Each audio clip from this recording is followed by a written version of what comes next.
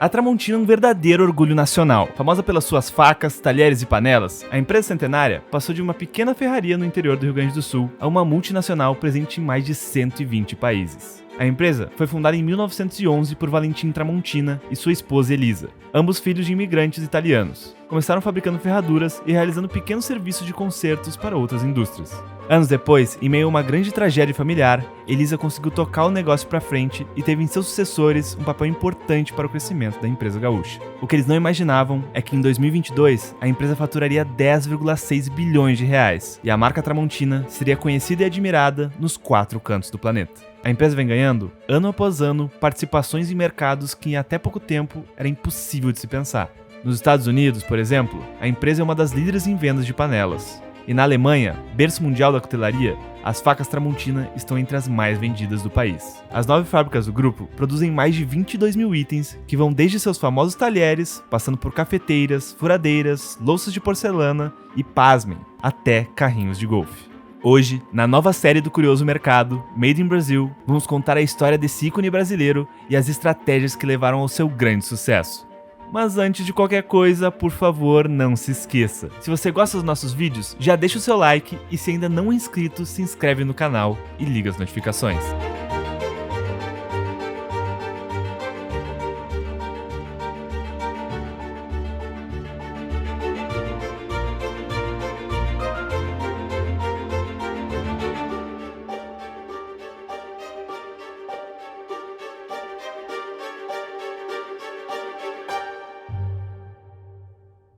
Valentim Tramontina, o fundador da Tramontina, nasceu em 1893, em Bento Gonçalves, no Rio Grande do Sul. Era filho de Henrico e Domenica, imigrantes que vieram da Itália na época da grande diáspora italiana, no final do século XIX. A Itália, recém-unificada, atravessava um momento de extrema dificuldade. O país era essencialmente rural, mas muitos trabalhadores não tinham terras para plantar. Viviam na miséria e morriam de fome. Em menos de 4 décadas, 14 milhões de italianos deixaram seu país. Enquanto isso, no Brasil, o Império fechou o cerco contra a escravidão, causando uma escassez de mão de obra nas lavouras e fazendas do país. As autoridades brasileiras, em resposta ao problema, elaboraram leis para incentivar a entrada de trabalhadores assalariados no país, para substituir os escravos nas lavouras e colonizar áreas do território nacional ainda sem exploração econômica. A combinação dessas duas realidades complementares, lá e cá, fez muitos italianos migrarem para o Brasil, e os Tramontina eram uma dessas famílias que chegaram ao país em 1885.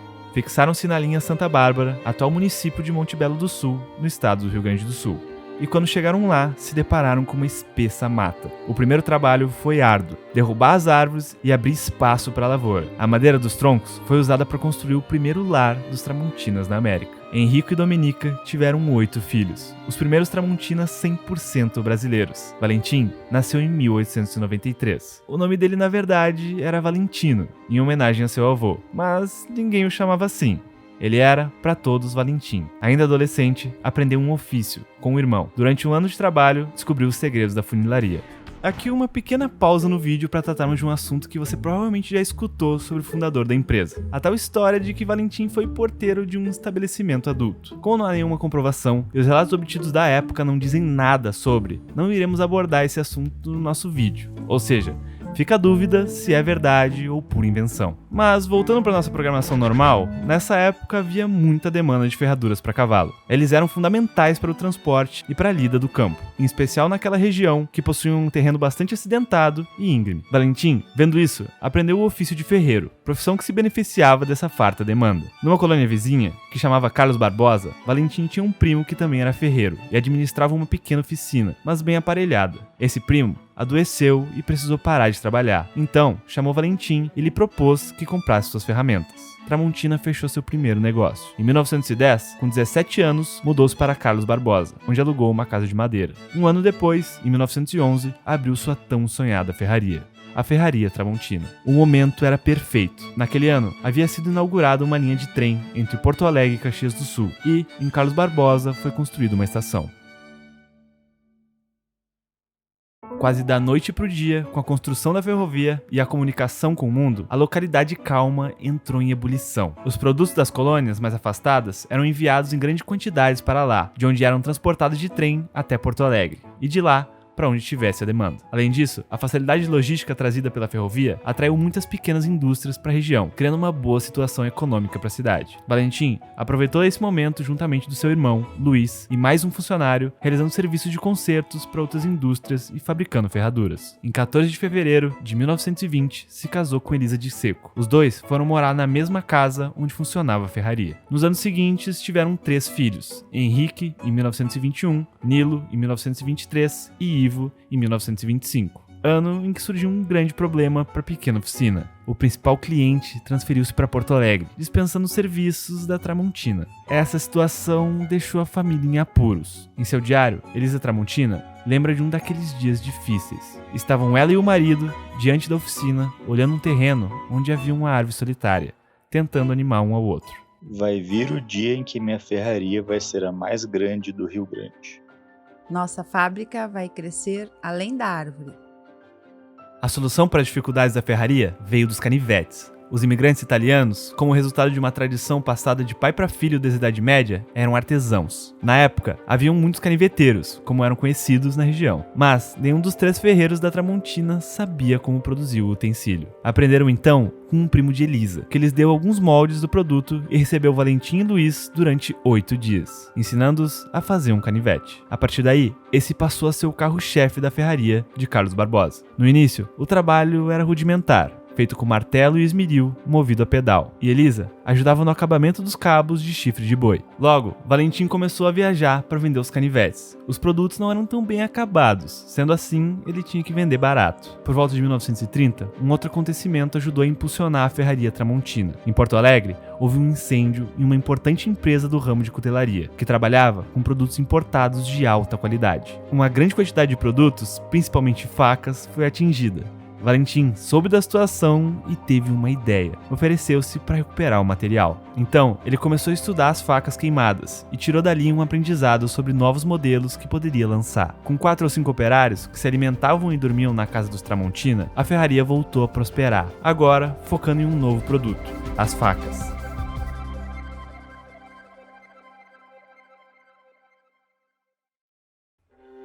Tudo parecia ir muito bem na vida dos Tramontina, até que Henrique, o filho mais velho de Valentim e Elisa, morreu aos 9 anos, devido a um quadro de sepse. Depois dessa pedra, o pai Valentim nunca mais foi o mesmo. Teve problemas com bebida, acabou adoecendo e morreu aos 46 anos de idade, em 1939. Um ano depois, em 1940, veio o terceiro golpe cruel. Acometida por uma paralisia progressiva, também morreu Nilo, o segundo filho do casal, com apenas 17 anos. Elisa Tramontina virou o chefe de uma família deslacerada. Ficaram somente ela e Ivo, o caçula de 14 anos. No meio disso tudo, ela pensou em fechar a ferraria, mas resolveu tocá-la sozinha, para não voltar à pobreza dos seus antepassados. A partir daí, os funcionários começaram a encontrar Elisa já na oficina quando chegavam para trabalhar de manhã. Quando encerravam o expediente e se despediam, no fim da tarde, ela também continuava por lá. Na época, ela tinha 13 colaboradores, dona de um terreno amplo em uma das principais ruas de Carlos Barbosa. Ela repartiu um imóvel em 13 lotes e entregou um para cada trabalhador, com uma forma de mantê-los ligados à empresa. De tempos em tempos, Elisa enchia uma mala com facas e canivetes e embarcava sozinha no trem até Porto Alegre. Ela batia de porta em porta para oferecer sua mercadoria e voltava para Carlos Barbosa no final do dia, com a mala vazia e o dinheiro necessário para pagar os funcionários. Durante muitas das viagens da mãe, seu filho Ivo, que começou a trabalhar ainda na infância vendendo pastéis na estação de trem, assumiu o comando da ferraria. Com o passar do tempo, os dois formaram uma dupla.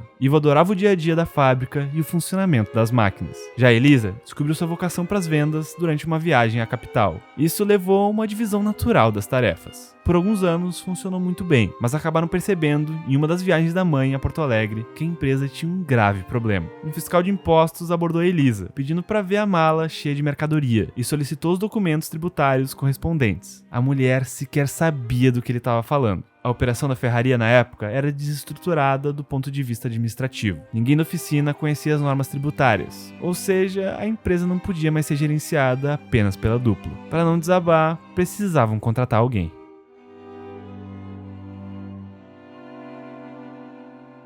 Dias depois, Elisa abordou, entre os bancos da igreja, uma de suas amigas mais próximas, Ana Escomazon. para fazer um pedido. Queria que o filho de Ana, Rui Escamazon, trabalhasse na parte administrativa da Tramontina. Os Escamazon eram uma família próspera. Tinham uma fábrica de móveis com mais de 40 funcionários, um dos maiores negócios da cidade. E Rui havia cursado faculdade de economia em Porto Alegre. Ana explicou que a ideia era que Rui assumisse os negócios da família. Mesmo assim, levou o convite ao rapaz. Rui gostou da ideia, então, em 1949, além de fazer a contabilidade da empresa da família Escamazon, passou a realizar também a da Tramontina em suas horas livres. Assim, ele e Ivo começaram a planejar a reorganização e a expansão da ferraria. Pouco tempo depois, Rui Escamazon decidiu deixar o cargo da empresa de sua família para trabalhar em tempo integral na Tramontina, que naquela época era um negócio muito menor. O motivo da troca, segundo o próprio Rui, não foi a crença de que a ferraria tivesse um futuro mais promissor, mas sim por causa da afinidade que tinha com Ivo Tramontina. Em 1954, a empresa fez seu primeiro contrato social, registrada como Viúva Valentim Tramontina e Companhia Limitada. A ferraria passou a ser chamada Tramontina Cutelaria e Rui Escamazon se tornou sócio. A amizade entre a dupla teve sua consagração com a transformação dos sócios em compadres. Em 1955, Ivo e Laura tiveram o pequeno Clóvis, a quinta tentativa do casal de ter um filho, e convidaram Rui e sua esposa, Wanda, para ser padrinhos. Anos mais tarde, em 1959, o gesto foi retribuído, sendo o casal Tramontina chamado para ser padrinhos do herdeiro dos Escamazon, Eduardo. Elisa Tramontina faleceu em 1961 e a empresa passou em definitivo para as mãos da nova geração, representada pelos dois jovens sócios, Ivo, com 36 anos, e Rui, com 33. Ivo Tramontina, que possuía poucos estudos, cuidava mais da produção, ficando mais no chão de fábrica e convivendo com os funcionários. Rui Escamazon, por sua vez, atuava nas áreas administrativas e financeiras da empresa. Naquele período, a Europa buscava se reconstruir, depois de ser arrasada pela Segunda Guerra Mundial. O Brasil viu um salto de industrialização, estimulada pela fundação da Companhia Siderúrgica Nacional. Na pequena Carlos Barbosa, a Tramontina contava com 2 ou 3 dezenas de trabalhadores e alguns representantes comissionados espalhados pelo Rio Grande do Sul. A empresa tirava 90% do seu faturamento da produção de canivetes. Naquela época, ampliaram a fábrica de cutelaria, que produzia facas e canivetes, e abriram uma nova fábrica em 1959, a Forja Sul, na cidade de Porto Alegre, que foi transferida posteriormente para a cidade vizinha de Canoas. Tal decisão foi tomada porque Carlos Barbosa não tinha força elétrica para produzir as peças forjadas. Em 1963, foi aberta a terceira fábrica, uma indústria de ferramentas em Garibaldi, cidade vizinha a Carlos Barbosa. Em 1969, a Tramontina fez sua primeira exportação, uma carga de facas, para o Chile. 2 anos depois, em 1971, a empresa, em um movimento um tanto curioso, mandou vir do Japão uma carga de aço inoxidável excedente para fechar um pedido. Sem saber direito o que fazer com aquele material, por sugestão de um amigo, decidiram então iniciar a produção de talheres. Para tal, abrir uma nova fábrica na cidade de Farroupilha. 5 anos depois, foi inaugurada uma fábrica de materiais elétricos para confeccionar produtos como tomadas e interruptores. Em 1982, a empresa inaugurou sua fábrica de equipamentos agrícolas e jardinagem. A Tramontina vinha crescendo rapidamente com a aposta na diversificação de seus produtos. E todo esse sucesso, em parte, deve-se ao modelo de administração criado pela dupla, que permanece até hoje. Cada fábrica funciona como uma empresa à parte, com suas próprias metas e processos. Acima das unidades está o escritório central, responsável por aprovar os planos e determinar as diretrizes. Nesse setor que trabalhavam Ivo e Rui.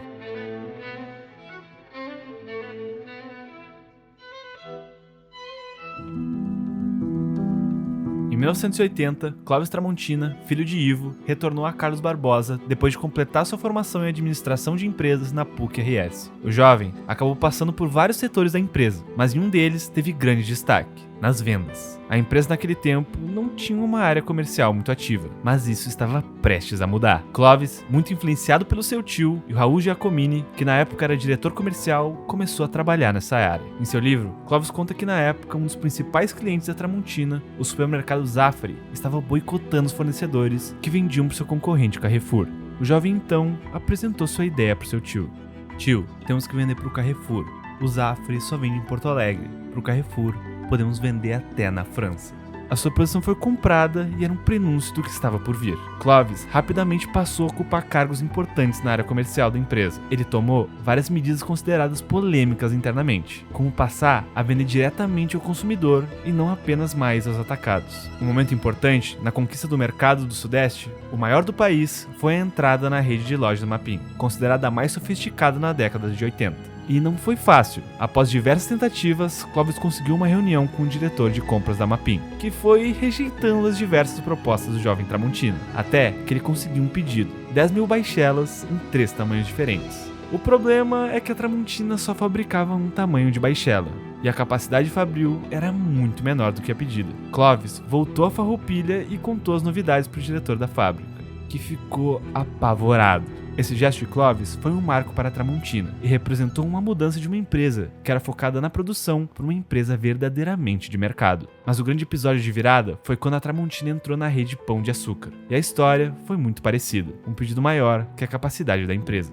Para se ter uma ideia, o pedido foi de 1.200.000 talheres. Isso representava a produção de um semestre inteiro da empresa, tendo que ser entregue em poucas semanas. Clovis foi crescendo na empresa, até que em 1983 tornou-se gerente nacional de vendas. Seus feitos fizeram com que a Tramontina tivesse sua capacidade de produção muito maior em função da demanda criada por ele e sua equipe. Mas isso também causou alguns problemas. Alguns itens, por exemplo, acabavam sendo produzidos em excesso e ficavam parados no estoque em grandes quantidades. Preocupados com essa situação, Ivo e Rui solicitaram providências ao jovem Clovis. E a situação trazida por ele, que no início não convenceu a velha dupla, era colocar anúncios da empresa na televisão. Mesmo contrariados, seguiram o plano e em 1983 o primeiro comercial da Tramontina foi ao ar. A consequência dessa aposta foi estoques zerados em pouco tempo. A partir dali, a empresa começou a investir em publicidade, ainda que pouco.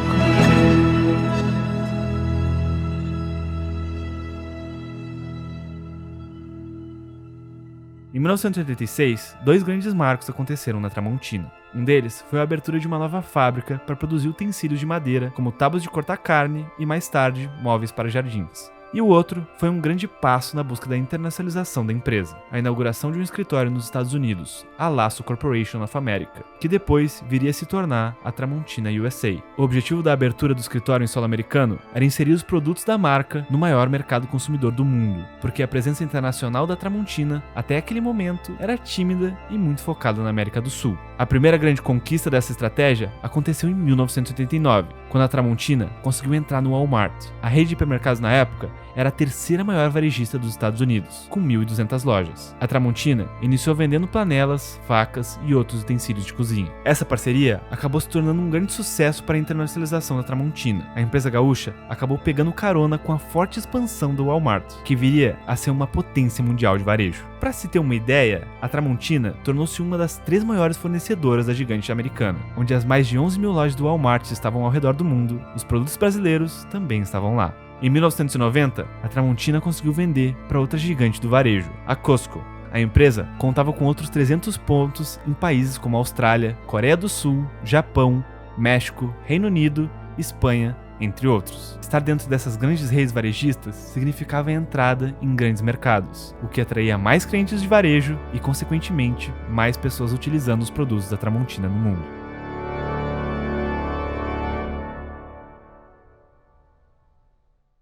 Em 1991, Ivo e Rui, que estavam há 4 décadas à frente da Tramontina, entenderam que era o momento de escolher um sucessor para assumir a empresa. Após uma longa fase de observação e testes, acabaram escolhendo Clovis para assumir a presidência da empresa, tendo filho de Rui, Eduardo Escomazon, como seu vice. A fase de transição acabou sendo um pouco complicada.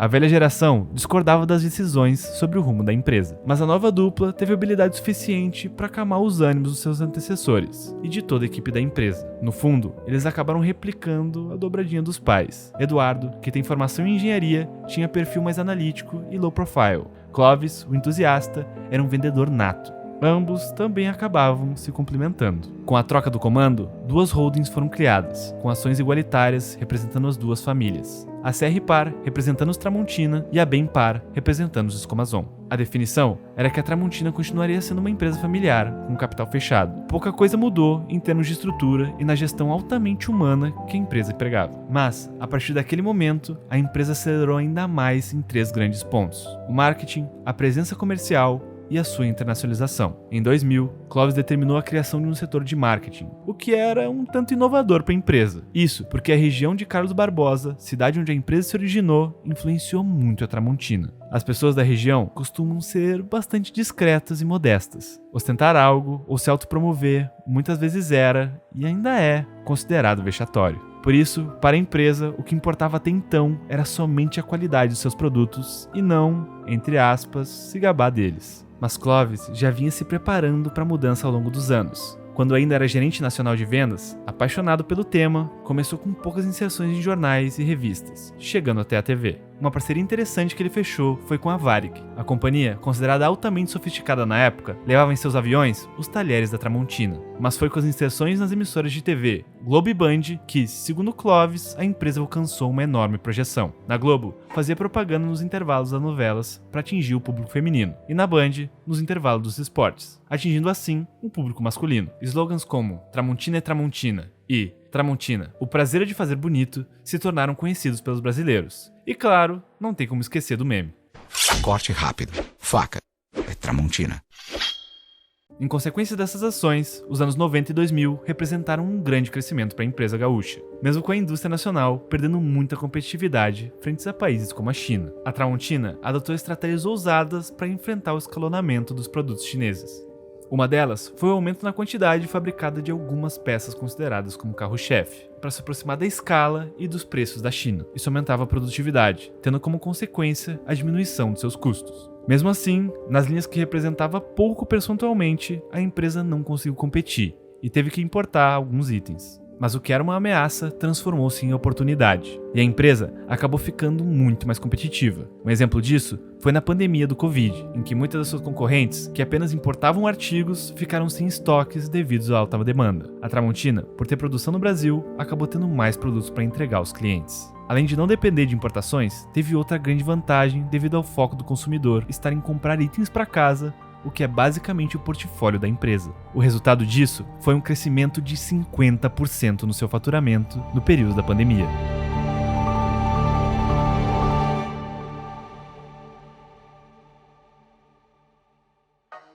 Clovis não é apenas um grande empresário, ele é o homem por trás de outra grande criação. Clovis Tramontina, o homem que transformou a Tramontina em uma potência mundial, é o fundador e presidente emérito da Associação Carlos Barbosa de Futsal, a ACBF. Uma das maiores equipes de futsal do mundo. A história conta que até 1976, o protagonismo da disputa do futsal na cidade de Carlos Barbosa se dava entre as equipes River e Real. Depois de uma derrota da sua equipe, Clovis lançou a ideia de montar um time para jogar o estadual, e ali mesmo foi decidida a fusão entre os dois times, para criar uma nova equipe. Assim nascia a ACBF. Clovis passou a ser presidente e patrocinador da ACBF, adotando suas estratégias empresariais também na equipe de futsal. Após 20 anos para ganhar o primeiro campeonato, a ACBF hoje tem 3 campeonatos mundiais, 5 campeonatos brasileiros pela Liga Nacional, além de 2 Taças Brasil e mais 13 campeonatos gaúchos. Um dos grandes sonhos do empresário é ver o futsal nas Olimpíadas, mas a vida de Clovis não é só alegrias. Um fato complicado vem o acompanhando desde 1980. Ele sofre de esclerose múltipla, uma doença crônica que ataca o sistema nervoso central, tendo como efeitos a perda do equilíbrio,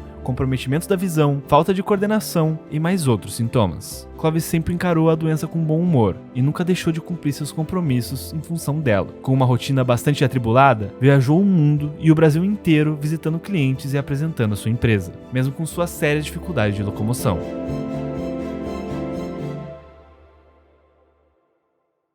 A verdade é que a história da Tramontina foi feita por grandes mulheres e homens. Quando Valentim disse a Elisa que um dia sua pequena ferraria seria o maior do Rio Grande do Sul, ele não imaginava que os produtos da empresa estariam em 9 de cada 10 lares brasileiros. A marca é reconhecida por 97% dos brasileiros e tem 70% da participação do mercado nacional do setor de utilidades domésticas. Elisa, sonhando que a sua fábrica fosse além da árvore, não imaginava que atualmente a empresa possuía 9 unidades industriais, 7 no Rio Grande do Sul, uma em Belém e outra no Recife, contando com mais de 12 mil funcionários. A Tramontina, nos últimos anos, investiu no comércio eletrônico e abriu lojas físicas próprias, que são espaços de experiência, servindo como showroom de toda a linha de produtos que ajudam a reforçar a marca. Atualmente, são 22 lojas chamadas T-Stores, 10 delas são no exterior, além de 2 lojas de fábrica, as T-Factory. Com a crescente demanda de seus produtos ao redor do mundo, foi abrindo outros escritórios nos diferentes continentes, focando na venda e distribuição dos produtos. A empresa possui 20 operações no exterior, entre escritórios comerciais e centros de distribuição. Em 2022, a receita de exportações da Tramontina somou 400 milhões de dólares, respondendo por 25% do faturamento total do grupo. e metade dessas vendas externas é para os Estados Unidos. As facas para carne são os principais produtos de exportação. A empresa é reconhecida mundialmente pela qualidade de seus produtos, conquistando ano a ano território nos mais diversos países. Um dos países que se destaca é a Alemanha. Por lá, a linha churrasco é um verdadeiro sucesso. Para entrar no país, berço da cutelaria mundial, a Tramontina usou a estratégia de promover a cultura de churrasco brasileiro, organizando degustações de picanha no espeto. Atualmente, o espeto é um dos produtos mais vendidos na Alemanha, e as facas Tramontina estão entre as mais vendidas do país. E a empresa tem mais de 1000 pontos de venda na Alemanha. O homem por trás de todo esse crescimento, Clóvis Tramontina, deixou a presidência do grupo em 2021. Naquele ano, a empresa atingiu a meta pessoal que ele havia estipulado para deixar o cargo, mais de 10 bilhões de reais de faturamento. Eduardo Scomazon, seu fiel companheiro por tantos anos, assumiu a presidência, tendo o filho de Clóvis, Marcos Tramontina, como seu vice-presidente. Sendo assim, segue sendo uma empresa familiar, com uma forte cultura organizacional. Já as notícias mais recentes são que em 2022, a Tramontina inaugurou uma nova fábrica, agora de porcelana. A empresa, no mesmo ano, teve faturamento de 10,6 bilhões de reais e segue seu crescimento anual, produzindo mais de 22 mil itens nas mais diversas linhas que atua. Anualmente, fabrica mais de 500 milhões de talheres, 90 milhões de facas, 70 milhões de panelas e 50 milhões de ferramentas. A Tramontina, uma empresa centenária, é com certeza uma empresa made in Brasil, que vale a pena ter sua rica história compartilhada. E se você viu esse vídeo até aqui, compartilha com seus amigos e apoia o Curioso Mercado a sempre entregar mais conteúdo de qualidade. Curioso Mercado, conteúdo para quem tem conteúdo.